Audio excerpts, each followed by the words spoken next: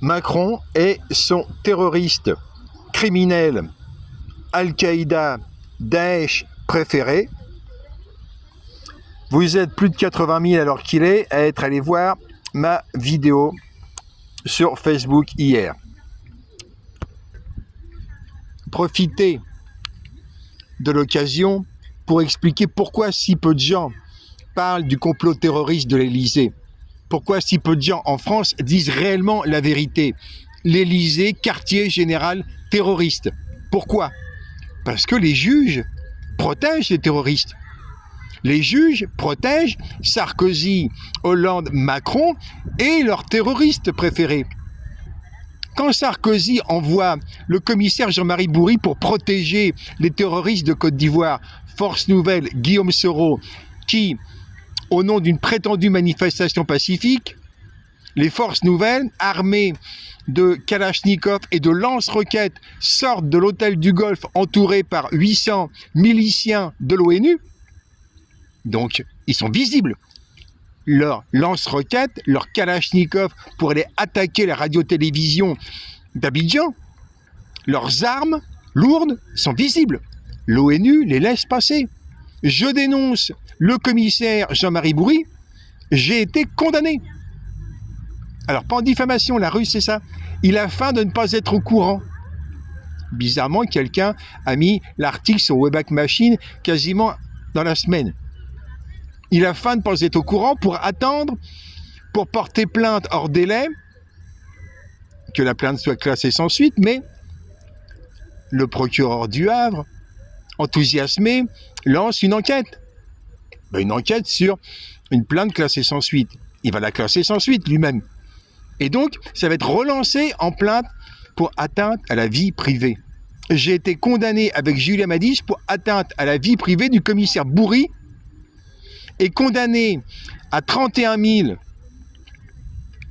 en TGI d'Angoulême par le juge voyou, qu'il aille donc porter plainte, le juge voyou Michael Janas. Appel, cour d'appel de Bordeaux, de 33 000 euros. Les juges voyous Miori et Hors, au Havre, ça redégringole. Mais relance. Depuis le TGI du Havre, cour d'appel de Rouen. Et ça grimpe à 35 000 euros. Et donc, les terroristes sont protégés. Ceux qui accompagnent sur le terrain, l'ONUCI, qui accompagne les terroristes Force Nouvelle et les protègent, ces gens-là sont protégés par des juges voyous. Des juges voyous qui ne portent plainte, pas en diffamation, eux. Ben forcément, la mascarade serait totalement discréditée. Mais de quoi suis-je accusé? Regardez. Je suis accusé d'avoir écrit un article début 2011. Jean-Marie Bourry, criminel fasciste ONUCI en Côte d'Ivoire, protège des archiputschistes, défend le fasciste FMI Ouattara, coupable du génocide sanitaire contre l'Afrique. Il sera jugé avec Chirac, Sarkozy, Bouygues, Bolloré dans le Nuremberg de l'Afrique. Vous allez me dire, où est la vie privée? Et où sont les plaintes de Chirac, Sarkozy, Bouygues, Bolloré avec ce fameux Jean-Marie Bourry? Puisque j'annonce qu'ils seront condamnés au Nuremberg de l'Afrique, dont j'espère qu'il aura lieu à Abidjan pour cette partie-là, le Nuremberg de l'Afrique à Bamako pour l'attaque organisée par Sarkozy, Juppé, Rincourt contre le Mali, à Ouagadougou, pour la partie où on voit le protégé de la France, le parrain de la France, Blaise Compaoré, laisser la parole à Bassolé, lisant le communiqué des djihadistes en Sardine et des terroristes MNLA. Bassolé, ministre de Blaise Compaoré. Bassolé, protégé depuis la France, depuis l'Élysée. J'ai été condamné. J'ai été condamné au TG d'Angoulême.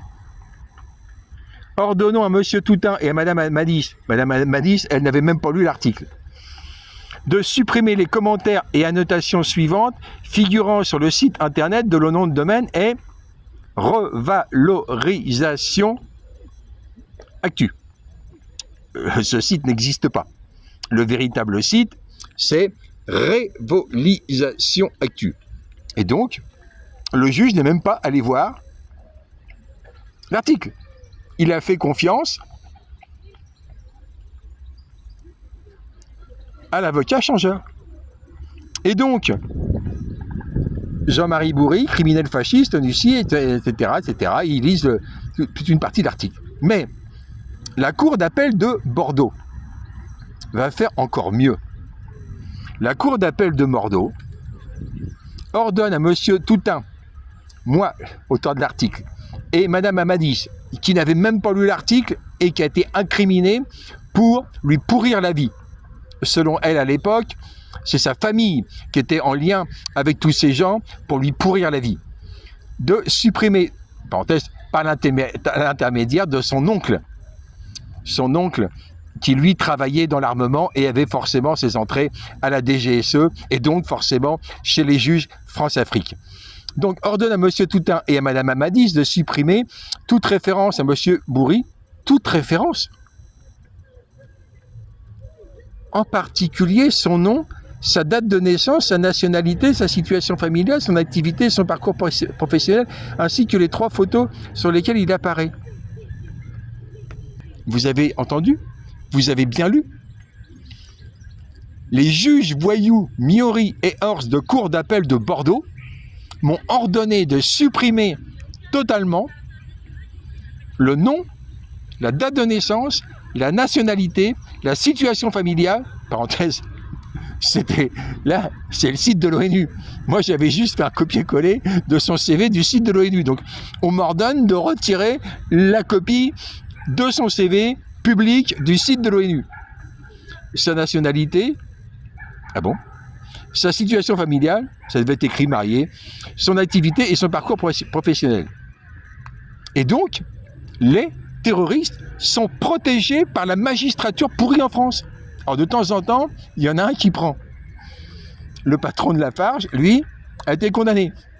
Mais le patron de Lafarge, pendant qu'il est condamné et qu'il va en prison pour avoir financé Al-Nosra, l'organisation de Al-Shara, Macron, lui, va rendre visite à celui,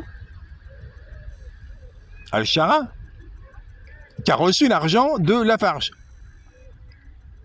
Et aucun procureur, à ma connaissance, n'a lancé de procédure ni contre Macron, ni contre aucun des participants au voyage de Macron en Syrie pour protection de terroristes. Et on apprend en plus que Macron vient de récupérer de l'argent de la famille de Assad pour le donner aux djihadistes, parce que c'est les djihadistes qui sont au gouvernement, des djihadistes repas en propre. Ça fonctionne comme ça. Et les Africains devraient se méfier. Parce que ce qui arrive à Al-Shara, c'est ce qu'ils ont prévu pour Iyad Aghali. C'est ça qui se passe. L'avertissement pour les Africains, c'est celui-là. Alors, certains évoquent l'hypothèse que Macron serait allé là-bas pour recruter des miliciens en Syrie, donc des Al-Nosra repeints, pour les envoyer attaquer le Mali. On ne peut pas exclure cette hypothèse. Mais c'est pas ça la principale information. La principale information, c'est la méthode. Macron, le 25 avril, avec Zelensky, avait l'intention, bel et bien, de recycler Iyad Aghali, par l'intermédiaire de son porte-parole, certainement, Hamada Agbibi, celui qui était devenu député socialiste de Abay Barakida, d'intégrer justement toute cette bande d'assassins, de coupeurs de main, de les intégrer dans un gouvernement pro-Occident impérialiste. Et ça, la leçon à tirer. C'est complètement pourri. Mais en réalité, ils ont retiré les masques. Macron a retiré les masques. C'est une excellente nouvelle, la visite de Macron à Al-Shara. On voit sous les projecteurs le fonctionnement réel de l'Élysée. L'Élysée, quartier général terroriste. Et juges français aveugles sont des juges voyous. Le parquet national antiterroriste est une véritable farce hypocrite.